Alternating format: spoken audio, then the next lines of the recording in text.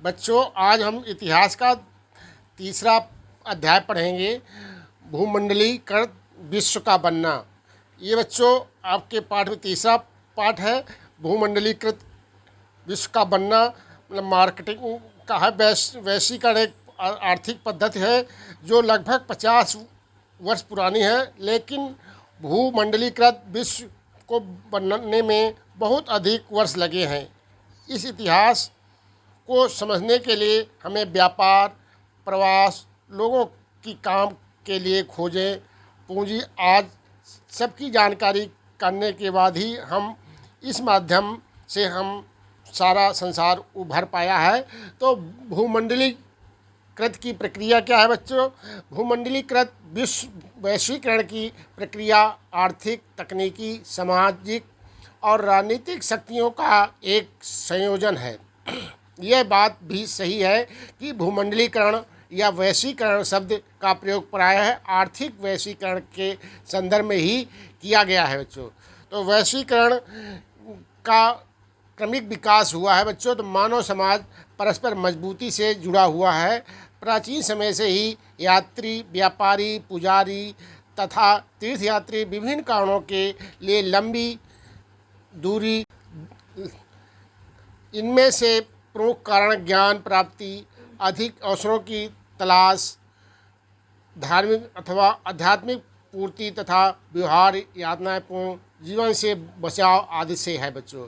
तो हमारे देश में जो यात्रा की तो रेशम मार्ग से विश्व का जुड़ना, हमारा जो व्यापार था पहले सूती वस्त्र और रेशम मार्ग से व्यापार में जुड़ना शुरू हुआ था। तो आधुनिक युग से पूर्व के व्यापारिक और सांस्कृतिक संपर्कों का एक उदाहरण है।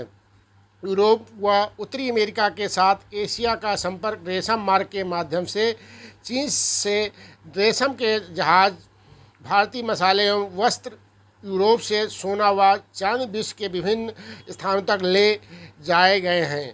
इन मार्गों से बौद्ध उपासक, ईसाई मिशनरियों और बाद में मुस्लिम उपदेशकों ने भी यात्राएं की हैं बच्चों। तो ये रेशम मार्ग में विभिन्न बच्चों ये जुड़ाव हुआ है, इससे यात्राएं हुई। व्यापारी और यात्री जिन स्थानों की यात्रा के लिए जाते थे वहाँ से नई फसलों का परिचय करके आते थे बच्चों। जैसे आलू है, सोयाबीन है, मूंगफली, मक्का, मटर, मिर्ची आदि परिचय अमेरिका, जिसकी खोज कोलंबस ने की थी। नूडल्स चीन से पश्चिम में पहुंचा, वहां उसे स्पैगेटी का जन्म हुआ। आलू से परिचय होने के बाद यूरोप के निर्धन लोग अच्छे भोजन करने लगे, जिससे उनका जीवन बढ़ गया था बच्चों। जो आप नूडल्स खाते हैं तो वो चीन की देन है बच्चों। ऐसे ही आयरलैंड के गरीब काश्तकार आलू पर निर्भर हो चुके थे। 1840 के दशक में आलू की फसल में बीमारी के कारण खराब हो गई और आयरलैंड में भयानक आलू अकाल से लाखों लोगों की मृत्यु हो गई थी बच्चों। तो ये विभिन्न व्यापारिक मार्ग थे बच्चों। तो उसी समय नए व्यापारिक मार्ग ने नए व्यापार के लिए नए मार्ग खोजे थे बच्चों। वही ये बच्चों है। तो आगे अब आपका मार्ग है नया मार्ग की खोज और व्यापार। तो नए मार्ग में क्या 16वीं शताब्दी में यूरोपीय नाविकों ने एशिया और अमेरिका का तो बच्चों नए मार्ग की खोज और व्यापार लिखा है। 16वीं शताब्दी में यूरोपीय नाविकों ने एशिया और अमेरिका तक समुद्री मार्ग खोज निकाला। भारतीय उपमहाद्वीप व्यापार का केंद्र था, लेकिन यूरोपियों के प्रवेश ने इस व्यापार के यूरोप तक फैलने में मदद की। 16वीं शताब्दी के मध्य में स्पेन और पुर्तगाली अमेरिका को जीतने वाले पहले यूरोपीय थे। पेरू और मैक्सिको की खानों में पाई जाने वाली कीमती धातु चांदी ने यूरोप की संपदा में वृद्धि की और इसका व्यापार एशिया तक बढ़ गया था बच्चों। कि ये मार्ग हैं बच्चों। 17वीं शताब्दी के आते आते संपूर्ण यूरोप में दक्षिणी अमेरिका की धन संपदा एल डोराडो को सोने की शहर मानने लगे थे। अमेरिका की विजय संभव थी, क्योंकि भयानक रोग छोटी चेचक ने अमेरिका का वास्तविक आबादी के संपूर्ण समुदाय को बर्बाद कर दिया था। परिणाम स्वरूप हजारों यूरोपी अमेरिका चले गए और यूरोप विश्व व्यापार के केंद्र के रूप में उभरा है। बच्चों, कारणा से क्या आशय है? कारणा के उन्मूलन के 3 प्रभाव को बताइए। लिखा है, कारणा जमींदारों के दबाव के कारण सरकार ने कॉर्न मक्का के आयात पर प्रतिबंध लगा दिया। इस कानून को सामान्यतः कॉर्न लॉ के नाम से जाना जाता था। कॉर्न लॉ के सूत्रपात के बाद भोज्य पदार्थों का मूल्य अत्यधिक हो गया। कॉर्न लॉ के उन्मूलन के प्रभाव क्या है बच्चों? तो भोजन के मूल्य में गिरावट आने से ब्रिटेन में खपत में वृद्धि हो गई। 19वीं शताब्दी के मध्य में ब्रिटेन में तेज़ी से औद्योगिक वृद्धि हुई और आय भी बढ़ गई तथा भोजन के लिए अधिक मांग में बढ़ोतरी हुई। 1890 ईस्वी में वैश्विक कृषि अर्थव्यवस्था का विकास हुआ। बच्चों, कभी कभी रेलों या जहाज़ों द्वारा हजारों मील से भोजन आता था। बच्चों, कृषि संबंधी उत्पादों का निर्यात करने के लिए नए रेलवे स्टेशनों व बंदरगाहों की ज़रूरत पड़ी थी। बच्चों, तो ये अगला प्रश्न है, 19वीं शताब्दी के बीच में तकनीक की भूमिका एवं मांस परिवहन में तकनीक भूमिका को स्पष्ट कीजिए। तो बच्चों, उस समय तकनीकी प्रौद्योगिकी नए आविष्कार रेलवे है, स्टीमर हैं और टेलीग्राफ ने 19वीं शताब्दी के विश्व भर पर तीव्र रेल परिवहन, मालगाड़ी, हल्के डिब्बों और विशाल जहाज़ों ने कम लागत पर अमेरिका, ऑस्ट्रेलिया, न्यूजीलैंड के दूर यूरोप के बाज़ारों तक पहुंचाने में सहायता की। रेफ्रिजरेटर जहाज़ों के विकास ने खराब होने वाले खाद्य पदार्थों को लंबी दूरी तक पहुंचाने में काफ़ी सहायता की। जमा हुआ इकट्ठा जो फ्रिज में मांस वो अमेरिका, ऑस्ट्रेलिया, न्यूजीलैंड से विभिन्न यूरोपीय देशों तक निर्यात किया गया। इससे यूरोपीय बाज़ार में मांस का मूल्य कम हो गया, निर्धनों के लिए प्रतिदिन का आहार बन गया। बच्चों, अगला प्रश्न जो है, भारत में अनुबंधित मजदूर क्या हैं? और उसी को गिरमिटिया मजदूर कहा जाता था। गिरमिटिया मजदूर जो अनुबंधित मजदूर होते थे वही। तो अनुबंधित मजदूर से तात्पर्य किसी नियोक्ता के लिए एक निश्चित समय के लिए विशिष्ट राशि पर अनुबंध के अंतर्गत कार्य करने वाले बंधुआ मजदूर से है, जिन्हें घर या नए देशों में ही भुगतान किया जाता था। मतलब वो घर का कार्य करना या किसी बाहर देशों में जाकर कार्य मजदूरों का काम होता था। 19वीं शताब्दी में लाखों भारतीय व चीनी मजदूर बागानों में, खदानों में और विश्व में विभिन्न निर्माणकारी परियोजनाओं में कार्य करने के लिए अनुबंधित कर्मचारी उत्तर प्रदेश, बिहार, मध्य भारत तथा तमिलनाडु से आए थे। इसी इन्हें गिरमिटिया मजदूर कहते हैं।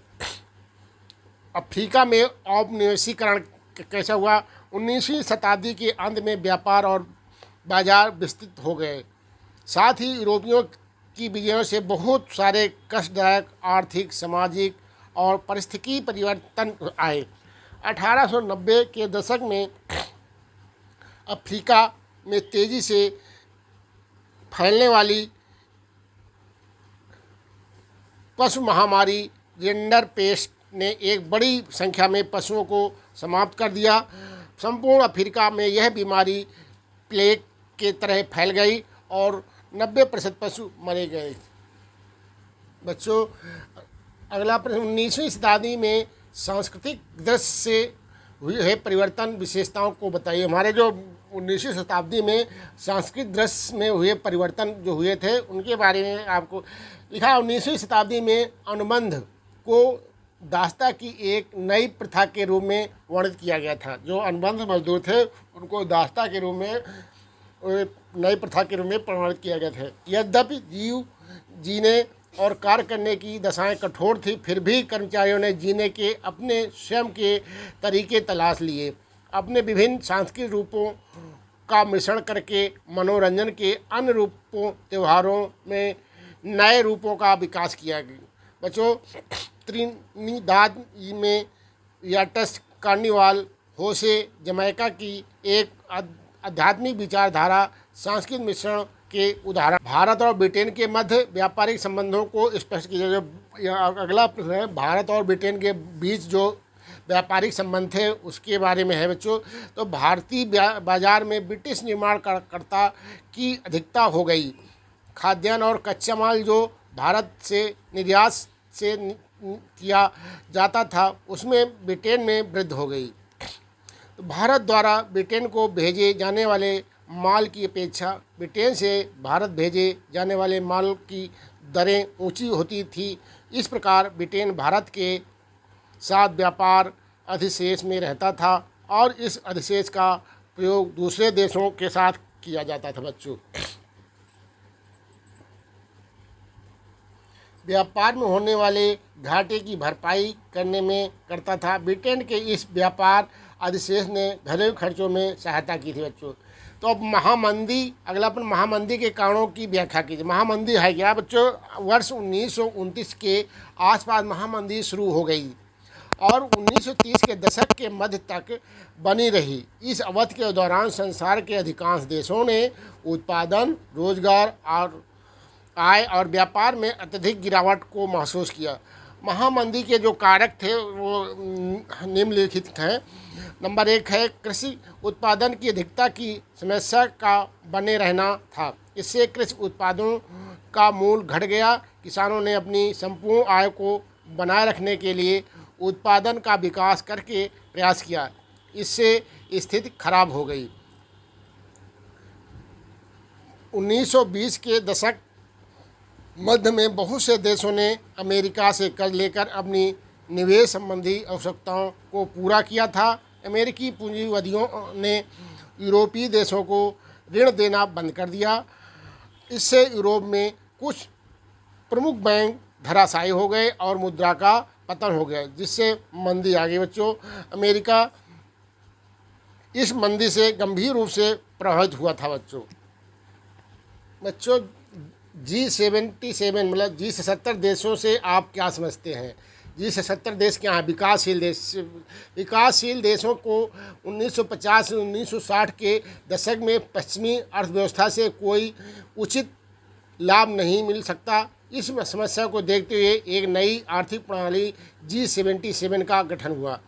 G77 का विकासशील देशों का एक समूह था जिसने 1944 में होने वाले ब्रिटेन वुड्स के सम्मेलन में होने वाले नियमों से कोई लाभ नहीं हुआ था। ब्रिटेन वुड्स के सम्मेलन में अंतर्राष्ट्रीय मुद्रा कोष और विश्व बैंक का जन्म हुआ था, जिसे ब्रिटेन वुड्स की जुड़वा संतान भी कहा जाता है बच्चों। तो ये बच्चों आपका इतिहास का तीसरा अध्याय आपका पूरा हो गया है।